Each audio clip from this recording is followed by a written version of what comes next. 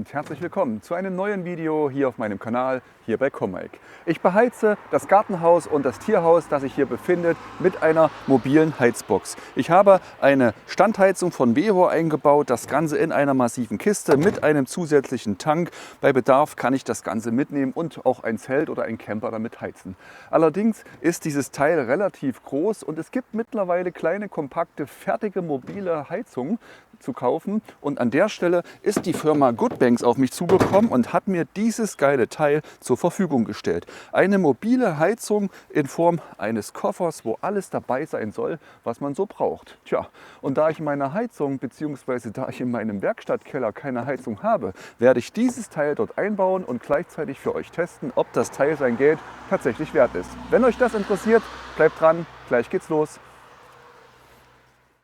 Ich habe euch in meine Werkstatt mitgenommen. Der Raum, den ihr hinter mir seht, den habe ich die letzten Jahre ausgebaut. Von hier aus mache ich meine Videos und kümmere mich um die Immobilien, um die Instandhaltung. Unter diesem Raum, unter diesem Keller befindet sich ein zweiter Keller, der eben erst trockengelegt worden ist. Da habe ich auch viele Videos zu gemacht. Wenn euch dieses Projekt hier interessiert, schaut doch mal einfach oben rechts in die Ecke. Da verlinke ich euch das Ganze. Doch heute soll es weder ums Trockenlegen noch um andere Dinge gehen. Heute soll es um die neue Croac Diesel-Standheizung gehen, die in einem mobilen Koffer geliefert wird. Doch warum brauche ich die überhaupt hier? Nun ja, dieser Raum ist arschkalt. Um es mal so deutlich zu sagen, ich habe hier 8,6 Grad Temperatur.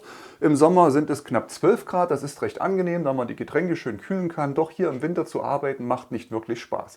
Ich habe den Raum bisher immer mit einem elektrischen Lüfter geheizt, doch das geht auf die Dauer ins Geld. Und auf diesen Wege möchte ich das Ganze einfach mal umfunktionieren und auch hier eine Dieselstandheizung einbauen, eine China-Heizung, wie auch immer ihr die Teile nennen wollt. Die Modelle gibt es ja in den verschiedensten Ausprägungen. Es gibt die einzelne Heizung, es gibt fertige Boxen, es gibt fertige mobile Boxen. Das habe ich ja auch schon mal eingebaut im Tierhaus, dass ihr das, was ihr vorhin gesehen habt. Und nun hat mir die Firma Banggood, das ist eine Art Amazon aus China, eine Möglichkeit gegeben, dieses Teil von Croac zu testen. Die Heizung hat eine Leistung von 8 kW, ist fertig verpackt, kann direkt mit 220 Volt betrieben werden. Das ist auf jeden Fall schön, denn man spart sich den Trafo, um das Ganze auf 12 Volt runterzubrechen. Die Fernbedienung ist fest verbaut, der Tank ist inkludiert. Auf der anderen Seite ist der Luftauslass, wo die warme Luft rauskommt, und der Anschluss für den Tank. Das Ganze kann ich ganz einfach öffnen. Ihr seht, das ist wirklich schick gemacht. Es ist zwar Plastik, aber hat durchaus seinen Charme. Ich habe hier einen 6 Liter Tank, den ich mit Diesel oder Heizöl betreiben kann. Denn das Ganze ist ja eine Heizung, da darf ich das. Und die Heizung, die kennt ihr schon, das ist im Regelfall immer die gleiche Bauweise, hat eine 8 kW Leistung. Hier wird die Luft angesaugt bzw. und hier wird sie wieder warm rausgepustet. Auf der Unterseite verbaut ist einmal der Anschlussschlauch für die Verbrennungsluft. Die wird auf dieser Seite eingesaugt. Dann habe ich hier in grün diese Aquarienschläuche, sage ich immer zu, den Schlauch, der den Diesel vom Tank oben in die Heizung hineinpumpt. Die Pumpe ist hier unten verbaut, mit Gummi entkoppelt. Da werde ich dann mal sehen, ob man das Klackern hört. Und hier unten der Auspuff mit einer speziellen Folie, mit einem Dichtband abgeklebt. Sieht nicht ganz so schick aus, aber letztendlich soll es ja zweckdienlich sein. Was hier drin ist, ist jetzt nicht ganz so tragisch. Auf der anderen Seite ist dann der Auspuff, wo das Ganze, die Ausgase, die Abgase herausgelassen werden. Ich habe hier die Fernbedienung, die ist inklusive. Lasse ich jetzt erstmal drin. Klappe zu. Affe tot.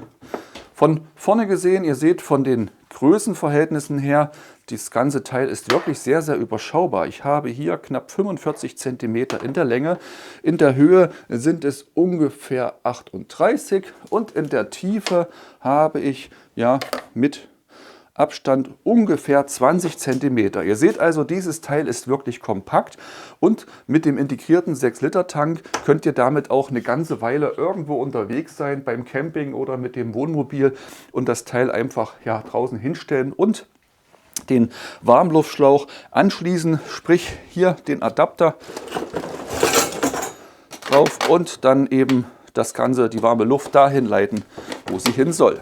Apropos Luftadapter, den gibt es natürlich dazu, genauso wie das Zubehör, das sich hier in dieser Kiste befindet. Und was ich wirklich sehr, sehr überraschend und auch sehr schön finde, gerade in der heutigen Zeit, es gibt ein Handbuch dazu, und zwar ein richtig gedrucktes, nicht nur gefaltenes kleines Büchlein, sondern wirklich ein, ja doch etwas dickeres Buch. In verschiedenen Sprachen abgebildet wird die Heizung erklärt. Es wird auch in Deutsch verfügbar die Zubehör, der Aufbau erklärt und die Funktionen der Fernbedienung werden erklärt. Denn bei diesen Steuergeräten, das wisst ihr, gibt es die verschiedensten Ausprägungen mit 3 Knöpfen, 4 Knöpfen, 6 Knöpfen. Ist gar nicht so einfach, da immer dahinter zu steigen. Was gibt es noch? Den kleinen Schlauch für die Luftansaugung. Dann gibt es noch eine Halterung mit dazu, der Abgasschlauch in der 60 cm Variante und den Adapter für den Stromanschluss, der Auspuffschellen, der Filter für die Luftansaugung und für die Auspustung. Und hier ist in dieser Kiste noch enthalten der Trafo. Ja, also die 12 Volt werden über diesen Trafo bereitgestellt. Nun ja, für wen ist sowas überhaupt geeignet? Ganz klar, wenn ihr Camper seid, wenn ihr viel im Freien unterwegs seid, Angler zum Beispiel, Leute, die im Wald ja ihre Unterkünfte ausschlagen, Prepper und sonst irgendwas, oder wie ich eben hier in meiner Werkstatt oder draußen im Garten, im Gartenhaus bzw. Tierhaus. Die ganzen Sachen möchte ich ja irgendwo erwärmen, ich möchte mich wohlfühlen, ich möchte, wenn ich beim Angeln sitze, vielleicht warme Füße habe oder wenn ich im Winter campe, eben das Zelt beheizen, den Schlafsack beheizen. Und für genau solche Zwecke wurde diese mobile Heizung entwickelt. 8 kW ist eine ganze Menge an Leistung. Ich kann das Ganze aber runterregeln, dass eben deutlich weniger warme Luft produziert wird und der Verbrauch entsprechend eben auch nach unten geht. Ich möchte aber nicht mein Zelt beheizen, auch nicht mein Camper und ähnliches, sondern diesen Raum, meine Werkstatt, die soll erhitzt werden. Der Raum selber ist gar nicht so groß, die Leistung sollte auf jeden Fall ausreichend, aber die mittlerweile 9 Grad, die ich hier habe, sind einfach viel zu kalt und ihr seht es an den Fenstern.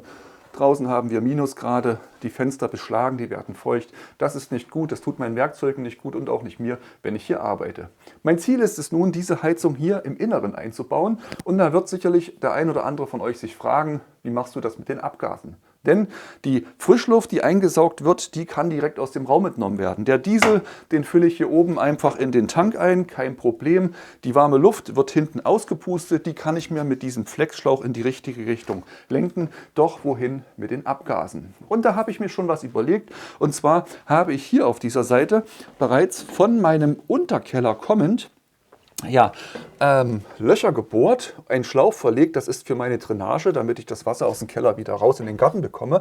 Und damals hatte ich mir vorsorglich ein zweites Loch gebohrt mit einem 70 mm Durchmesser, mit einem Kernbohrer Stück für Stück das Ganze durchgejagt durch die Wand, die an dieser Stelle über 60 cm dick ist. Und ich werde den Auspuff hier durch dieses Loch hindurchstecken. Auf der anderen Seite kommt das Ganze unterhalb der Erdnabe heraus, werde dort nach oben gehen und die Abgase dann praktisch nach draußen ins Freie entlassen. Für meinen Test werde ich aber den Auspuff hier erstmal außen stehen lassen. Ich werde ihn noch nicht hinter dieser OSB-Wand verkleiden, denn ich muss erstmal schauen, ob dieses Teil tatsächlich meinen Anforderungen gerecht wird. Um die Abgase nun von der Croag-Standheizung durch die Wand hindurch ins Freie zu bekommen, habe ich mir einen längeren Abgasschlauch bestellt, denn die 60 cm, die im Original dazu sind, sind einfach zu kurz, denn allein meine Wand hat ja schon 60 cm. Stattdessen habe ich eine Länge von 1,20 Meter zusätzlich bestellt, um den Abgasschlauch durch die Wand hindurch zu stecken und danach eben noch umzubiegen und die Standheizung anschließen zu können. Wenn ihr euch jetzt fragt, Mensch, der erzählt die ganze Zeit, wo bekomme ich das Teil? Was kostet das Teil? Dann schaut an der Stelle doch einfach mal unter das Video in die Beschreibung. Dort setze ich euch die Links von Banggood, denn Banggood sponsert dieses Video in Form dieser Standheizung und gibt mir noch einen Coupon dazu, den ich an euch weitergebe. Wenn ihr über den Link bestellt, bekommt ihr zusätzliche Rabatte, Sonderangebote. Klickt einfach mal drauf, da ist sicherlich das ein oder andere auch für euch mit dabei. Und auch die anderen Bauteile, die ich hier verwende, Stichwort Kohlenmonoxidmesser für die Sicherheit oder spezielle Winkel, um den Auspuff richtig anschließen zu können, auch das findet ihr unter dem Video in der Beschreibung. Und wenn ihr einmal dort unten seid, dann klickt doch einfach mal unten auf den Like-Knopf. Würde mich riesig freuen, das bringt mich und meinen Kanal voran. Und wenn ihr up-to-date mit meinem Kanal bleiben wollt, dann vergesst nicht, meinen Kanal zu abonnieren. Doch genug geschwätzt, jetzt geht es weiter mit dem Einbau des Abgasschlauchs. Der Abgasschlauch hat eine Länge von 1,20 m. Auf der Rückseite habe ich auf der Außenseite der Hauswand das Ganze schon freigelegt. Ich habe die Erde rausgenommen, ich habe die Drainagekies rausgenommen und ich habe mir die Öffnung mit ganz normalem Kreppklebeband einfach mal zugeklebt, damit ich keinen Schmutz, keinen Dreck in das Rohr hineinbekomme, wenn ich das durchschiebe. Denn bedenkt immer, die Abgase sind giftig. Wenn die Abgase nicht abgeleitet werden, wenn dieser Abgasschlauch undicht ist, wenn die Verbindungen unschlicht sind. Ne? Ich zeige euch das mal hier mit einem Winkel aufgesetzt. Das Ganze wird mit einer Schelle noch befestigt und spezielle Auspuffmontagepaste werde ich hier ebenfalls noch dazwischen machen. Die brennt sich dann hart, schließt das Ganze luftdicht ein. Wenn ihr all das nicht macht und irgendwo Abgase entweichen, dann riecht man das zwar schon sehr stark, denn diese Heizungen haben jetzt keinen Cut oder keinen Filter in irgendeiner Form, aber man muss es nicht zwingend riechen. Und es kann durchaus sein, dass das Ganze nachgast und ähnlichem und irgendwann werdet ihr einfach müde, schlaft ein und wacht eben nicht wieder auf. Aus diesem Grunde auf jeden Fall Kohlenmonoxidmelder, CO2-Melder und eben Brandmelder gibt es in einem Gerät. Link findet ihr auch unter dem Video in der Beschreibung. Denkt immer dran, Sicherheit geht alle an. Die Croag 8 kW Dieselstandheizung ist installiert. Dieser kleine kompakte Koffer passt perfekt in die Ecke hinein und ich habe ihn aufgrund der Höhe erst einmal mit Steinen unterfüttert. Der Abgasschlauch ist angeschlossen. Ich habe die Auspuffmontagepaste überall mit reingeschmiert. Das wird beim ersten Anbrennen sicherlich um einiges qualmen, aber wenn diese Paste einmal sich festgebrannt hat, dann kann ich sicher sein, dass der Auspuff tatsächlich luftdicht ist. Hier kann ich nun noch den Schlauch, den Lüftungsschlauch anschließen und ja, direkt mit einem Aufsatz versehen, diesen hier. Das Ganze kann von hinten durch die Wand geschoben werden, also hier quasi durch die USB-Platte durch und dann von vorne einfach diese Abdeckplatte drauf. Sieht schicker aus, als wenn dann einfach nur dieser Schlauch ja, hier hinten herausschaut. Der Schlauch selber kann einfach aufgesteckt werden, kann gebogen werden, wie auch immer man das Ganze braucht. Auf der anderen Seite habe ich bereits den Lüftungsschlauch angesteckt. Einfach draufstecken, mit einer Schelle kann das Ganze befestigt werden und der Luftfilter ebenfalls einfach nur aufgesteckt. Was ich gefunden habe, was ich sehr schön finde, sind diese beiden Halterungen. Die gab es dazu. Die eine Halterung passt direkt hier oben rein, ist ein Nippel, um die Position fix zu machen, wie ihr hier sehen könnt. Und die beiden Schrauben sind auch noch dazu. Das bedeutet, ich kann den Lüftungsschlauch direkt hier oben befestigen. Auf der anderen Seite passt das ganze Teil natürlich auch. Dort kann ich den Auspuff befestigen. Der geht dann hier an der Seite sauber hoch. Finde ich eine sehr schöne Sache. Wenn man die Heizung einfach als Koffer durch die Gegend trägt, dann muss ich nicht jedes Mal die Zubehör, die Anbauteile separat mit mir rumtragen, sondern ich habe alles kompakt zur Hand. Tolle Sache. Tja, den Diesel habe ich eingefüllt, den Kanister schon wieder weggeschafft, denn denkt dran, das ist ein großer Nachteil vom Heizöl oder Diesel. Ihr kleckert nur ein wenig und dann stinkt die ganze Bude tagelang nach Öl bzw. nach Diesel. Den Stromanschluss einfach angesteckt, der Trafo hängt noch ein wenig in der Luft, kommt von der Steckdose und tja, ich denke, wir haben alles. Sicherheit ist auch gegeben. Ich werde jetzt mit einem Klick 2 Sekunden lang auf die Ein-Ausschalten-Taste das Gerät einschalten.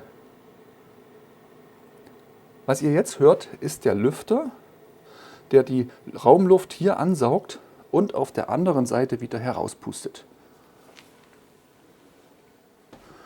Aktuell haben wir 9,8 Grad. Die Lüfterdrehzahl bzw. das Lüftergeräusch ist doch, ja, es ist vernehmbar, allerdings sehr, sehr leise. Die Heizung wird nun erst einmal die Glühkerze vorklimmen lassen, damit der Diesel sich entzünden kann. Anschließend werden wir ein kleines Klackern hören. Das wird die Dieselpumpe sein, die den Treibstoff vom Tank hier oben in die Verbrennungskammer hineinpumpt. Das wird beim ersten Mal, denke ich, überhaupt nicht funktionieren, denn die Leitungen sind ja noch komplett leer, da ist einfach noch zu viel Luft drin. Da werde ich wahrscheinlich ein zweites Mal das Gerät starten müssen, so lange bis eben genügend Kraftstoff vorhanden ist. Vielleicht ganz kurz zum Menü, da werde ich später noch mal drauf eingehen. Ich habe hier die Möglichkeit, ihr hört jetzt die Pumpe.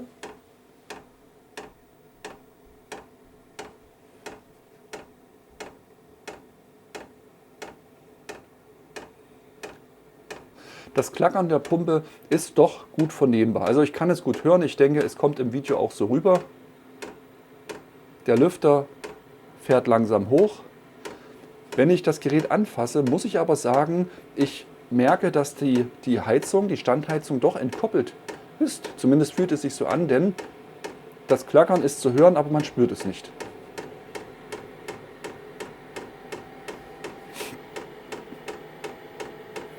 Ja, wo war ich eben stehen geblieben? Ich habe insgesamt 10 Heizstufen. 10 ist das Maximum. Und 1 natürlich das Minimum. Die CROAG-Standheizung kann aber nicht nur mit der Fernbedienung auf der Seite betrieben werden. Nein, der Hersteller bietet auch eine App an. Die App kann bequem aus dem QR-Code, der sich ja in der Anleitung befindet, herausgelesen und heruntergeladen werden. Das habe ich schon mal gemacht, das zeige ich euch jetzt. An der Stelle möchte ich aber einfach mal positiv hervorheben, dass entgegen vielen, vielen anderen Apps diese App direkt aus den offiziellen Stores geladen wurde und ich musste mich nirgendwo registrieren. Das Ganze funktioniert ohne Nutzerkonto, einfach runterladen, Bluetooth verbinden und mit der Heizung arbeiten. Finde ich richtig klasse. Nachdem ich den QR-Code abfotografiert habe, lande ich direkt auf der richtigen Seite im Play Store. Ich installiere die App, ich öffne die App,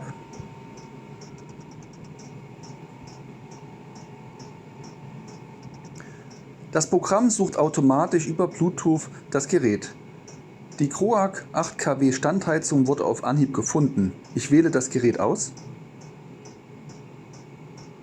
und lande direkt in der Übersicht. Und wie ihr sehen könnt, läuft die Heizung aktuell auf Stufe 2. Mit den Plus- und Minustasten kann ich das Ganze direkt einstellen auf meine Wunschtemperatur bzw. Wunschstufe. Unten drunter wird mir die Spannung von 13 Volt angezeigt, 330 Höhenmeter und 192 Grad für den Aluminiumheizkörper der Standheizung. Die Umgebungstemperatur liegt aktuell bei 19 Grad. Ich kann, wenn ich weiter nach unten scrolle, mir verschiedene Szenen auswählen, unter anderem zum Beispiel für das Zelt eine Szene aktivieren von 11 bis 25 Grad. Für mich spannender ist aber der Moduswechsel. Über den Wechsel kann ich auf die Temperatur wechseln oder eben auf den Gang. Mit der temperaturgesteuerten Heizung kann ich auf das Grad genau einstellen, wie warm der Raum bleiben soll. In den Einstellungen gibt es weitere Möglichkeiten. Ich kann zum Beispiel umschalten zwischen Grad Fahrenheit und Grad Celsius und auch die Angabe der Höhe in Metern oder Fuß ist möglich. Ich kann die Sprache einstellen und ich kann die Höhenkompensation direkt festlegen. Hier stelle ich ein, auf welcher Höhe die Heizung betrieben wird, um entsprechend den Sauerstoffgehalt im Gerät zu nutzen bzw. dessen Nutzung zu optimieren. Die Zeiteinstellung kann ich hier ebenfalls vornehmen und das Gerät für eine spezielle Startzeit, Endzeit und mit entsprechenden Wiederholungen programmieren. Sehr gut gefällt mir die Benutzerhilfe, denn neben dem Handbuch kann ich mir hier auch verschiedene Schulungsvideos ansehen.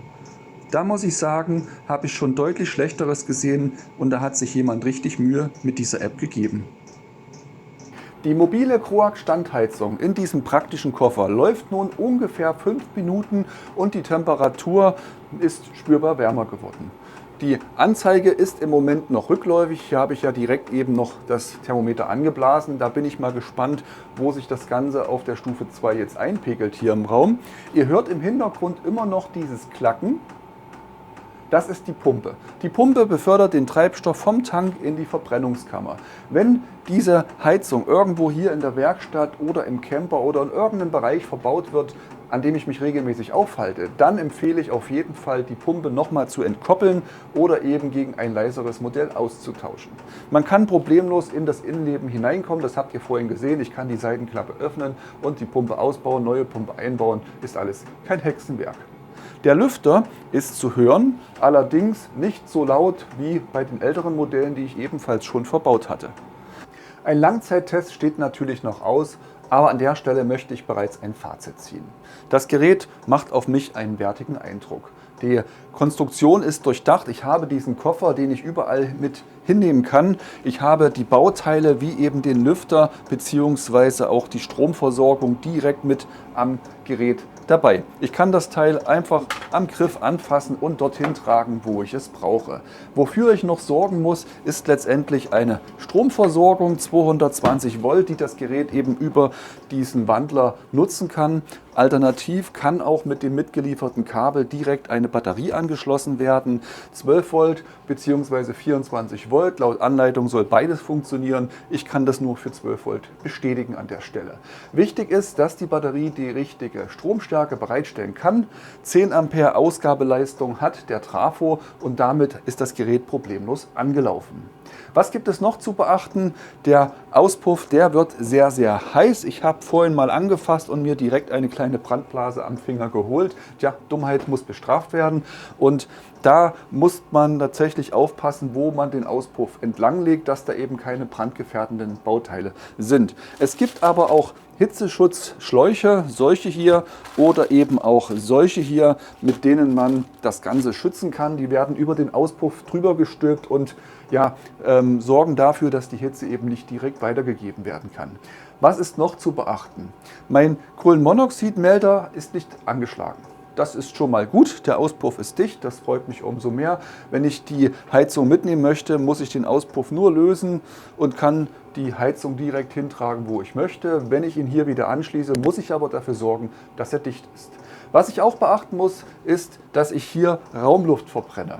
Das merkt man in der Größe des Raumes, wenn ich das Ganze jetzt noch 2-3 Stunden weiter beheize und keine Frischluft nachkommt, dass dann irgendwann der Sauerstoffgehalt so niedrig ist und ich nicht wegen Kohlenmonoxid einschlafe, sondern eben wegen Sauerstoffmangel. Beides ist ungünstig, beides führt zwangsläufig zum Tod. Ich werde die mobile Croac-Standheizung noch eine ganze Weile testen, mindestens durch den Winter hinweg. Und danach gibt es nochmal ein Fazit, ein Langzeitfazit. Doch, wie seht ihr das Ganze? Schreibt mir doch mal unter das Video, was ihr von diesen mobilen Heizungen haltet. Seht ihr das als eine geniale Erfindung oder einfach nur unnützen Kram? Schreibt mir in die Kommentare, wie ihr drüber denkt. Vergesst nicht, in die Videobeschreibung zu schauen, denn Goodbang hat euch dort diesen Coupon zur Verfügung gestellt. Den habe ich euch in die Videobeschreibung reingesetzt. Wenn ihr mögt, löst den Coupon ein und kauft euch so ein Teil zum Schnäpperle. Und wenn ihr auch mögt, schaut euch die anderen Links an, die ich euch ebenfalls dort reingesetzt habe.